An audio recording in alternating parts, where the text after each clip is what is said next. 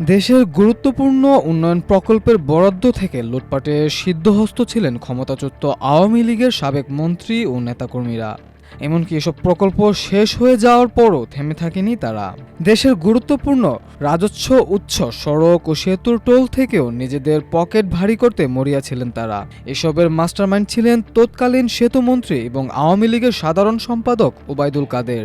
লুটপাটে তার সঙ্গে ছিলেন সাবেক আইনমন্ত্রী আনিসুল হক, সাবেক বস্ত্র ও পাট প্রতিমন্ত্রী মির্জা আজম এবং গুম ও খুনের অভিযোগে অভিযুক্ত বরখাস্ত মেজর জেনারেল জিয়াউল আহসান সহ অনেকে।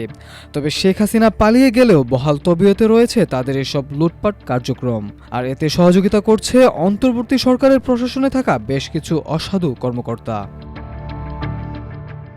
আমার দেশের অনুসন্ধানে দেখা যায় সাবেক মন্ত্রীদের company UDC, CNS, Shamim enterprise, Selvan, Regnum, ATT এবং পেন্টা গ্লোবালের বিরুদ্ধে এসব অভিযোগ রয়েছে।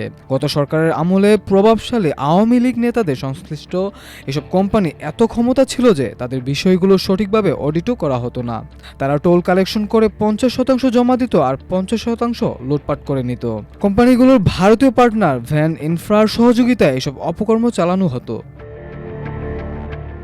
সাবেক আইনমন্ত্রী আনিসুল হকের কোম্পানি কম্পিউটার নেটওয়ার্ক সিস্টেম অর্থাৎ সিএনএস দলীয় প্রভাব খাটিয়ে টেন্ডার ছাড়াই দেশের ইতিহাসে সর্বোচ্চ সুবিধা নিয়ে 24% রেশিওতে যমুনা সেতুর টোল আদায় করে। গত এক যুগে বাংলাদেশ সড়ক পরিবহন কর্তৃপক্ষের অন্তত 5 ধরনের কাজ ভাগিয়ে নেয় সিএনএস।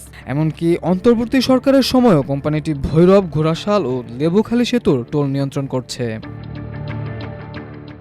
আওয়ামী লীগের সাংগঠনিক সম্পাদক এবং সাবেক বস্ত্র ও পাট প্রতিমন্ত্রী মির্জা আজমের নিয়ন্ত্রণাধীন ইউডিসি কনস্ট্রাকশন বর্তমানে মেঘনা গুমতি সেতুর টোল নিয়ন্ত্রণ করছে। এছাড়া ময়মনসিংহ জেলা আওয়ামী লীগের সহসভাপতি ও এফবিসিসিআইয়ের সাবেক পরিচালক শামীমের শামীম এন্টারপ্রাইজ ও মির্জা আজমের ইউডিসি কনস্ট্রাকশন বড় বড় টোল নিয়ন্ত্রণের পাশাপাশি বিগত আওয়ামী লীগ সরকারের আমলে মগবাজার উড়াল সড়ক, ঢাকা বাইপাস সড়ক নির্মাণ, বিমানবন্দর থেকে গাজীপুর পর্যন্ত বাসের বিশেষ লেন নির্মাণ সহ অসংখ্য প্রকল্প করায়ত্ত করে।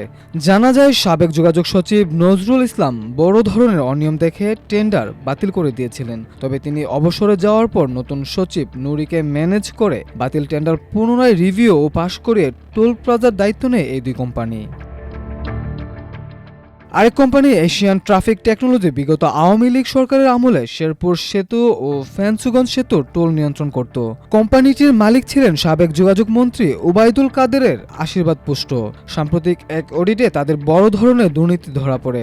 তারপরও তাদের বিরুদ্ধে কোনো আইনগত ব্যবস্থা নেওয়া হয়নি। গুম খুনে জড়িত কুখ্যাত জিয়াউল আহসানের কোম্পানি পেন্টা গ্লোবাল বিগত সময়ে বিভিন্ন টোলের সঙ্গে জড়িত ছিল। বর্তমান অন্তর্বর্তী সরকার ক্ষমতায় আসার পর কিছুদিন চুপচাপ থেকে আবারও তারা বিভিন্ন সেতুর দরপত্রে অংশ নিচ্ছে। এছাড়া সাবেক সেতুমন্ত্রী ও কার্যক্রম নিষিদ্ধ আওয়ামী লীগের সাধারণ সম্পাদক ওবায়দুল কাদেরের আশীর্বাদ পুষ্ট রেগনাম রিসোর্স এখনও চরসিন্ধু সেতুর টোল ব্যবসা নিয়ন্ত্রণ করছে। সম্প্রতি মেঘনা গুমতি সেতুতে টোল আদায়ে ব্যাপক দুর্নীতির অভিযোগে দুর্নীতি দমন কমিশন সিএনএস এর বিরুদ্ধে মামলা করেছে।